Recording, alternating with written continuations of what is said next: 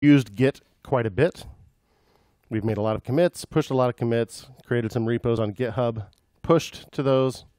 In the afternoon class yesterday, we even had to do a force push because I accidentally committed my base.js with my API key in it before realizing. And immediately, one of the students pulled it down and started adding stuff to my thing list, which was amusing to watch. I got rickrolled right away. We've done a lot of that from the command line, and then we started using the built-in Git support in Visual Studio Code, which is nice, but it doesn't do everything. It's not a full-fledged Git client. It just does the stuff you need to do on a given project, but it doesn't create new repos, and it doesn't clone them and stuff like that. So if you want to do that with a graphical interface, there's GitHub Desktop. There are lots of GUIs. Everybody know the phrase GUI, graphical user interface. There are lots of GUI Git clients. Some of them are free, some of them cost money. Few of them are as nice as GitHub Desktop, even the paid ones. It's very, very good. And of course, it is made by GitHub Desktop. I don't think you have to worry about them ceasing to make it. You do have to worry about them redesigning it all of a sudden. But hey, the new design is really nice. So here's the link from our website under Tools, GitHub Desktop. And in addition to linking to the GitHub Desktop website, I give you a link to this GitHub guide, getting your project on GitHub, which if you have any confusion about this stuff, give this thing a read. It's pretty good. It talks about why you're doing all of this and really explains everything in a fair amount of detail and talks about how to set everything up in GitHub Desktop. So, although it shows screenshots from the old version. So if you go out to desktop.github.com, predictable enough URL, you can download it for the operating system of your choice. And let's see what it looks like.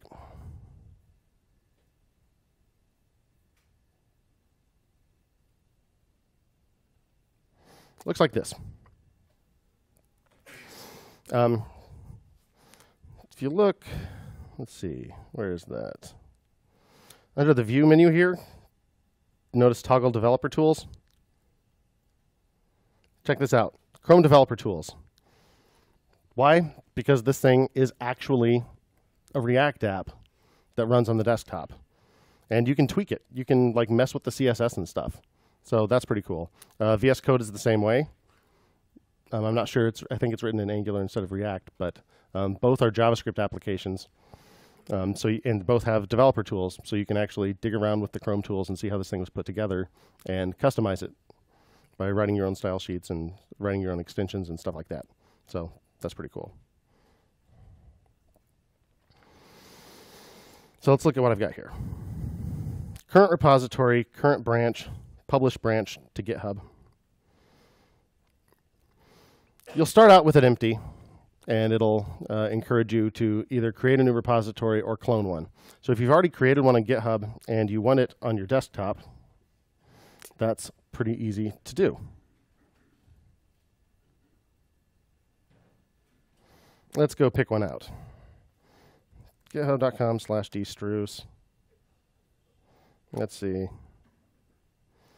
ng Slack, an Angular and Firebase chat app based on a Thinkster tutorial. You don't need to, I mean, there's not, I don't even remember if this is any good. But, okay, let's do this one. JSON people.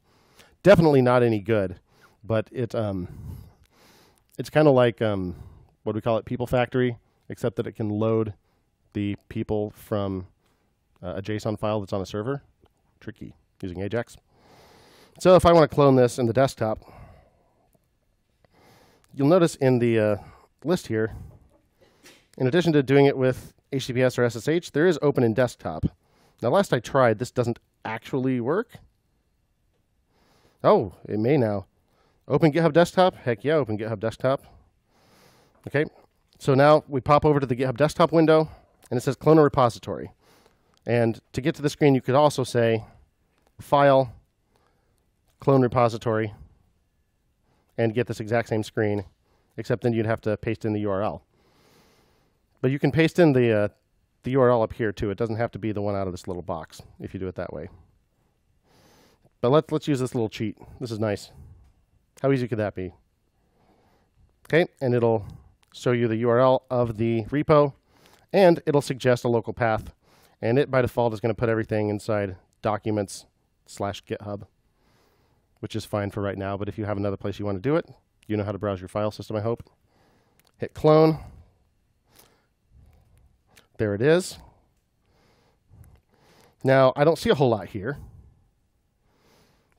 Why? Because there's nothing in my working tree. I haven't made any changes since the last commit. But if I want to see my previous commits, notice it's empty because I'm on the Changes tab here. Flip over to History, and I see all previous commits, and complete with the detailed diffs. So the initial commit here, remove DS store file. Okay, that's a tiny little change. Add a script file. Load in people via Ajax. I can see all the files that were part of that commit, as well as the specific changes. So even for just browsing history, this thing is pretty darn handy. If I actually wanted to make some changes, though, it's really easy to manage the repository this way. So let's see here. Repository, open in Finder. Guess what that does? Takes me right to that window where the code is. Notice there was also repository view on GitHub to go right to the GitHub page for that. Open in terminal, really handy. Opens up your terminal right to the directory where that code is. So I'll go there and say code space dot to open my text editor. And let's make a little change.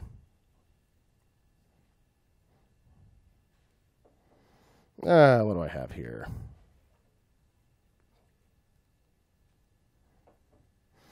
jQuery, Ajax, and JSON.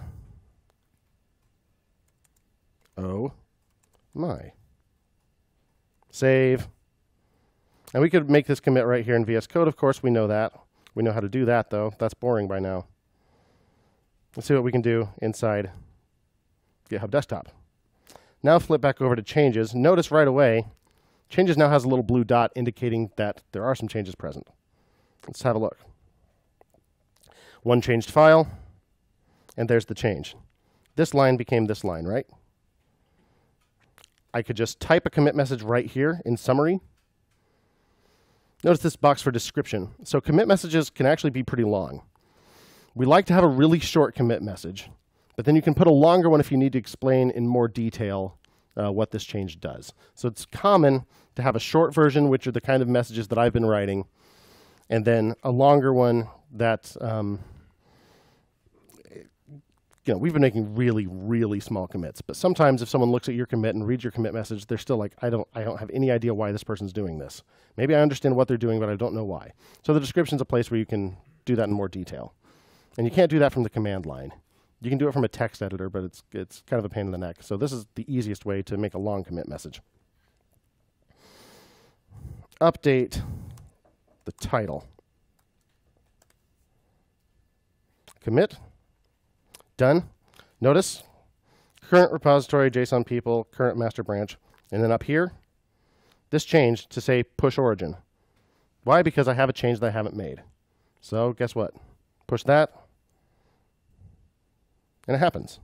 And notice now the button changes to fetch origin because we have nothing to push. But just in case there are changes upstream that we don't have, it gives us a really easy way to do that. Not necessary at the moment. So what if I made a couple of changes? I wrote that this one code school is the happiest place on earth. I know better now. It's clearly www.fretless.com. Happiest place on earth. Let's add another list item.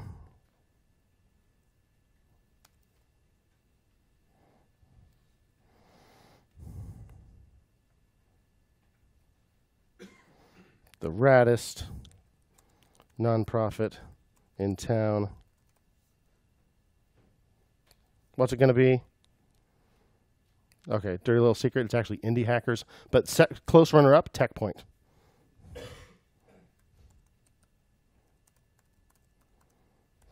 techpoint.org. Yeah. Now I'm going to commit that, but I've decided, ooh, you know, that's two mighty big changes for just one commit. I should probably separate those into two commits, but I've already made both changes. What can I do? I only know how to add everything at once. You can do it with the command line. You can pick and choose which things you want to commit, but it's difficult. It's really easy with GitHub Desktop. So notice the blue lines next to every line that changed. Click those, and you can toggle them on and off. So if I just replace this link this time, so now these two lines are blue, replacing this link. And notice something interesting that happens over here on the left. This used to be just a check mark, meaning every change in this file is going to be part of our commit. But if I start picking and choosing which lines, it shows a little dash to show that it's partially staged. Remember that diagram from a week or so ago with the working tree and then the index and then the actual history? So after we type git add, that's what puts things in the index, right? That's the stuff that will be committed if I were to commit right now.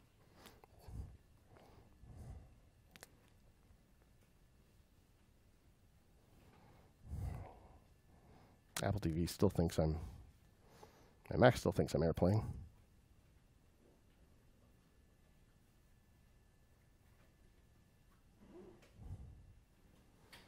Okay. So I can commit just part of a file. Update happiness link for accuracy. Commit to master. I'm not going to push just yet. Notice this too. Committed just now. Update happiness link for accuracy. Undo. GitHub Desktop gives us an undo button. So you can undo that commit really, really easily. Again, something that you can do from the command line, but it's kind of a pain.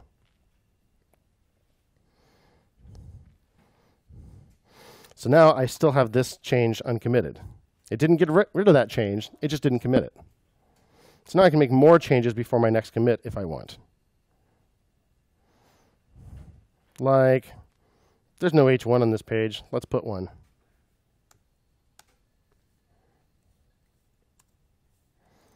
GitHub Desktop is, what are the kids saying these days? Are you still saying lit or have you moved on now? Now that I've caught on to that one. Is it lit? Is it lit? Is it lit's good? Should I put the fire emoji? GitHub Desktop is lit.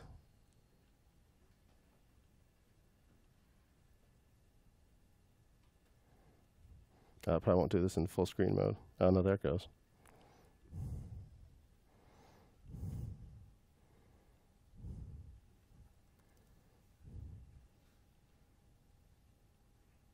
Oh, it didn't put it in the right place.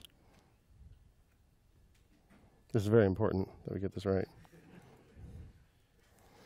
Cool. I am so with it. Now, one file changed with two little differences.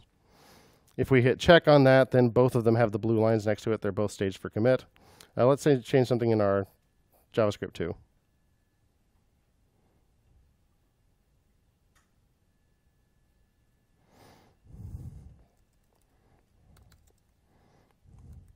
This is JavaScript ES5 with jQuery, looks like. I see dollar signs everywhere. Let's save that.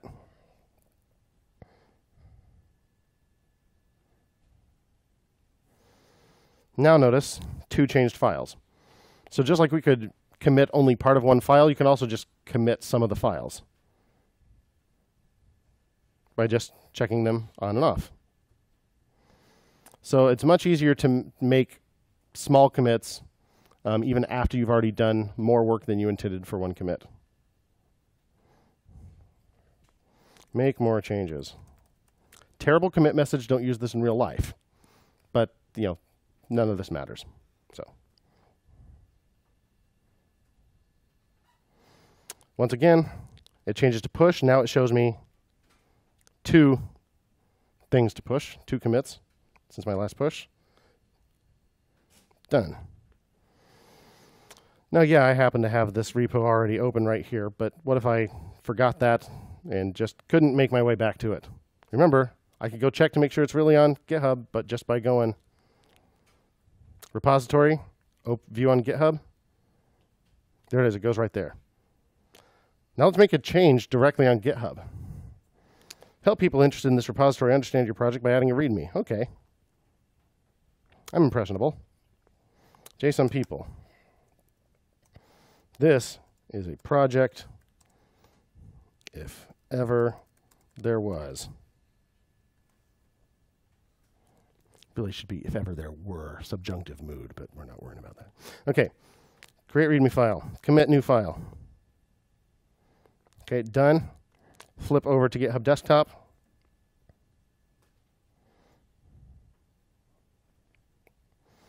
Click Fetch Origin. Look at our history. Where are you?